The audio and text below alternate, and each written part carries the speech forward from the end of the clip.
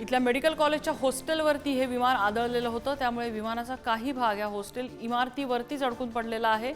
उर्वरित भागाचे तुकडे होऊन जळलेल्या अवस्थेत ह्या विमानाचे तुकडे आजूबाजूला विखुरलेले होते।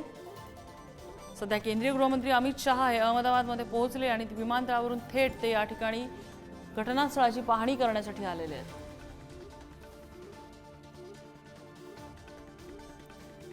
या संपूर्ण घटनेमध्ये बचाव कार्य, मदत आणि पुनर्वसन करण्यासाठीची जबाबदारी पंतप्रधान नरेंद्र मोदी आणि अमित शहांवर दिली आहे। त्यांच्यासोबत नागरी उड्डयन मंत्री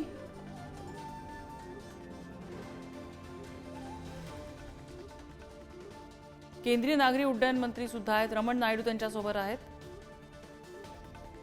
घटना घडली त्यावेळेला रमण नायडू विजयवाडामध्ये होते, तेही विशेष विमानाने अहमदाबादमध्ये दाखल झाले आणि सध्या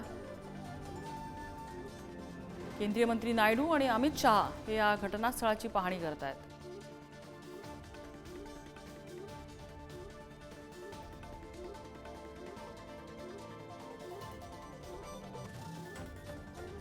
दोनशे 42 प्रवासी एअर इंडियाच्या विमानामध्ये होते, ज्यापैकी एक प्रवासी बचावलेला आहे। उर्वरित प्रवाशांबद्दल माहिती नाहीये, मात्र बहुतेक प्रवाशांना आपला जीव या अपघातात गमवावा लागलेला आहे।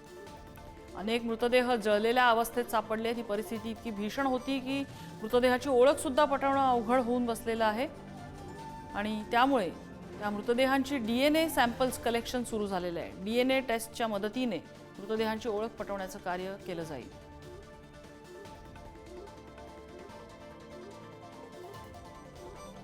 इथल्या बीजे मेडिकल कॉलेजचं हॉस्टेल या ठिकाणी होतं। डॉक्टर्सचं वसतिगृह, लंच टाइम होता 1:30 वाजता। अनेक डॉक्टर्स जेवत होते आणि जेवत असताना ही दुर्घटना घडलेली आहे। हे विमान येऊन या हॉस्टेलच्या इमारतीवरती आदळलं, त्यानंतर मोठा आवाज झाला, स्फोट झाला आणि या घटनेमध्ये या मेडिकल कॉलेजचे 5 विद्यार्थी सुद्धा मृत्युमुखी पडले। त्यामधले 4 अंडर ग्रॅज्युएट आहेत, तर एक पोस्ट ग्रॅज्युएशन करणारा निवासी डॉक्टर आहे। शिवाजी काळे आपल्याला अपडेट देत आहेत। शिवाजी,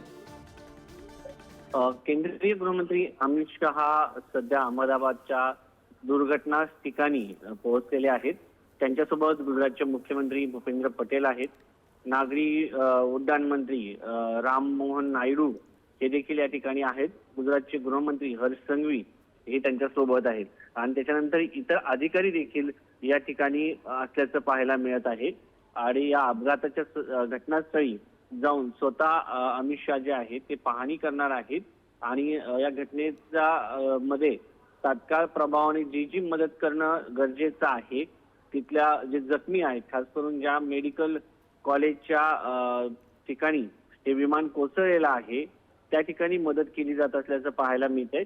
आणि सध्या जे आहे या ठिकाणी जी माहिती मिळते त्यानुसार लोकांना जे डेड बॉडीज आहेत, मृतदेह आहेत, ते लोकांपर्यंत त्यांच्या नातलगांना देण्यासाठी प्रयत्न केले जाते, त्यांची ओळख पटवण्यासाठी प्रयत्न केला जात असल्याचं समजतंय। सर्व डेड बॉडीज ज्या आहेत त्या कलेक्ट करण्याचं काम सध्या सुरू आहे आणि दुसरीकडे ज्या ठिकाणी लोक जखमी झाले त्यांच्यावरती उपचार सुरू आहेत। त्यातील 3 MBBS जे विद्यार्थी आहेत त्यांच्यावरती उपचार सुरू आहेत। त्यामुळं आता या ठिकाणी ते घटनास्थळी जातील, पाहणी करतील, काय नक्की घडलं या संदर्भातली माहिती घेतील। दुसरीकडे अमित शहा हे जखमींची देखील भेट घेण्याची शक्यता व्यक्त केली जात आहे। जे लोक या सगळ्या याच्यामध्ये जखमी झालेले आहेत, ज्या ठिकाणी विमान कोसळलेलं आहे त्यामध्ये काही लोक जखमी देखील आहेत आणि या जखमींची देखील अमित शहा जे आहे ते भेट घेण्याची शक्यता व्यक्त केली जात आहे। त्यानंतर ते तिथल्या प्रशासनाची देखील एक बैठक घेऊन त्यांना काही सूचना ज्या आहेत त्या ठिकाणी केले जाण्याची शक्यता आहे। एकंदरीत पाहता केंद्रीय गृहमंत्री अमित शहा या ठिकाणी पोहोचलेले आहे आणि त्यानंतर भविष्यामध्ये साधारणपणे अशी घटना घडू नये म्हणून काय काय उपाययोजना केल्या जातील ते देखील पाहणं महत्वाचं आहे।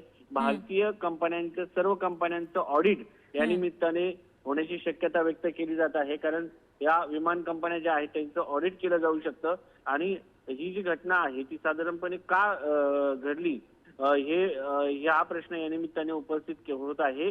कारण जे सर्व प्रवास आहेत, पाणी असो, हवा असो, जमीन असो, यापैकी हवाई प्रवास हा याच्यामध्ये कमी धोक्याचा असतो असं सांगितलं जातं आणि त्यामध्ये भारतामध्ये झालेली ही घटना आहे.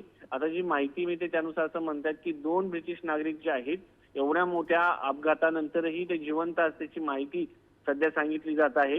हो. आणि या सगळ्यामध्ये अजून काही नागरिक जिवंत आहेत का आणि त्यांना अगदी. वेळीच उपचार मिळणं गरजेचं आहे का, अशी तजवीज करणं गरजेचं आहे. त्या सगळ्या हो. दृष्टिकोनातून हा त्यांचा दौरा महत्वाचा असणार आहे. अगदी तुम्ही सोबत राहाच. आणखीन एक अपडेट येते ती म्हणजे